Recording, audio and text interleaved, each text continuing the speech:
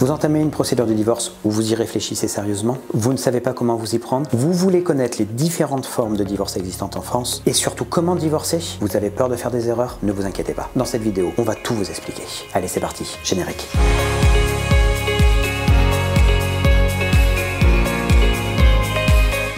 Salut à tous, je suis Guillaume, avocat et enseignant en droit, fondateur de e-droit et de e-divorce amiable, vos plateformes de services juridiques en ligne. Aujourd'hui, on va vous parler du divorce, les différents types de divorce qui existent en France et comment divorcer. Alors attention, cette vidéo ne sera peut-être plus d'actualité au dernier trimestre 2020 car une réforme est en cours de préparation. Pour l'instant, et à l'exception du divorce amiable, ce qu'il faut savoir, c'est que pour divorcer en France, il y a deux phases. Une première phase dite de conciliation où le juge va déterminer les mesures provisoires et une seconde phase dite de jugement où le juge va prononcer les mesures définitives entre les époux.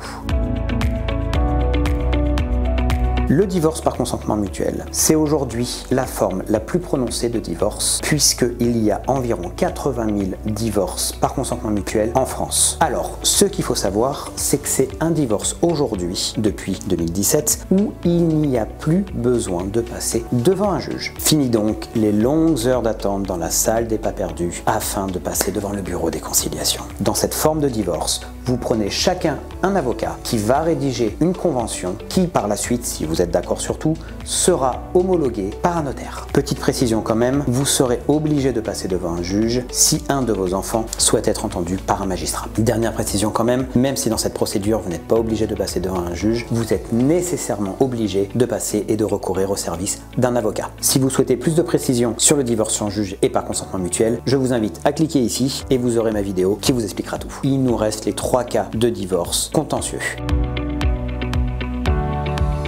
C'est lorsque l'un des époux prend l'initiative de divorcer et que l'autre époux est d'accord. Cependant, dans cette forme de divorce, les époux n'arrivent pas à s'entendre sur les effets de la rupture. Ils sont d'accord pour divorcer, mais ils ne sont pas d'accord sur les effets. Par exemple, ça peut être la prestation compensatoire, ça peut être le montant de la pension alimentaire ou la liquidation du régime matrimonial. Cependant, dans ce cas, la procédure est quand même simplifiée, même s'il faudra passer par cette phase de conciliation préalable et ensuite par la phase du bureau de jugement. Ce divorce est finalement à mi-chemin entre un consentement mutuel et un divorce contentieux. Et d'ailleurs, il n'est pas rare que les époux décident finalement de revenir sur un divorce par consentement mutuel et la procédure leur permet.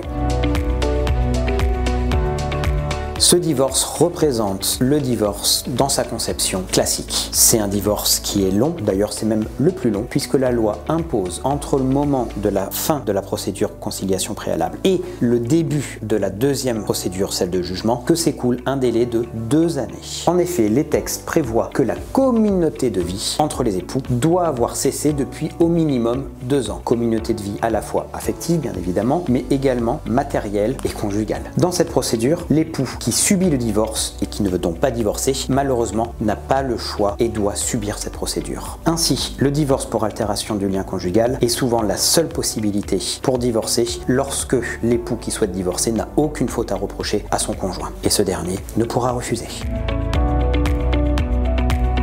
Je ne peux vous parler du divorce pour faute sans vous parler de l'article 212 du Code civil. Les époux se doivent mutuellement respect, fidélité, secours et assistance. Ce sont là le fondement des obligations qui existent en France concernant le mariage. Le divorce pour faute pourra donc être prononcé en cas de manquement grave et renouvelé à une de ces obligations, ce qui rendra le maintien de la vie commune intolérable. De ce fait, la procédure de divorce pour faute est longue et très coûteuse, notamment à cause de son caractère conflictuel. Il appartiendra au juge de déterminer s'il y a faute ou pas. Si le juge dit qu'il y a faute, l'époux lésé, l'époux trahi ou humilié pourra dès lors demander à son ancien compagnon des dommages et intérêts qui parfois peuvent se chiffrer à des montants exorbitants. Bien évidemment, vous pourrez aussi demander une prestation compensatoire et les diverses demandes financières habituelles en la matière, dont les frais d'avocat. Pour conclure, et cela ne vous aura pas échappé, une procédure de divorce est longue et coûteuse si vous n'êtes pas d'accord. Si vous avez un accord de principe sur le divorce et ses effets, je vous invite très fortement à essayer d'entamer une procédure de divorce par consentement mutuel ou de demande acceptée.